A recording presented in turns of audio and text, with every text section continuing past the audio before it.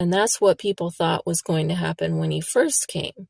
That's why so many didn't believe or were disappointed in him, because they thought he was going to come to rescue them and to be a ruler, a king, and sit on the throne and take control and make things right, because they were under siege by the Romans. They were completely a downtrodden people because they had another entity ruling over them.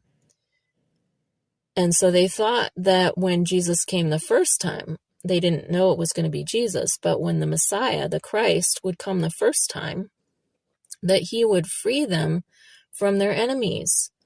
But that didn't happen. Jesus came, and instead he taught. He talked about God. He talked about the Bible. He did miracles. But he did not free them from their oppressors, which was what they expected, because that is prophesied. But that event is still future. That is the event that is coming soon to us, is that Jesus Christ will come back and he will sit on the throne of David and make things right in this world.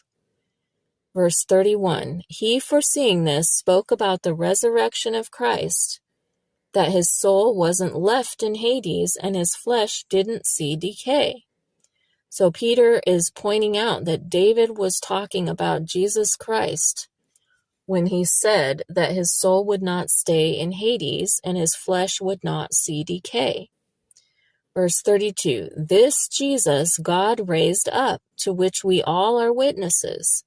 So Peter is personally vouching for the fact that Jesus did not stay dead because he saw him afterward.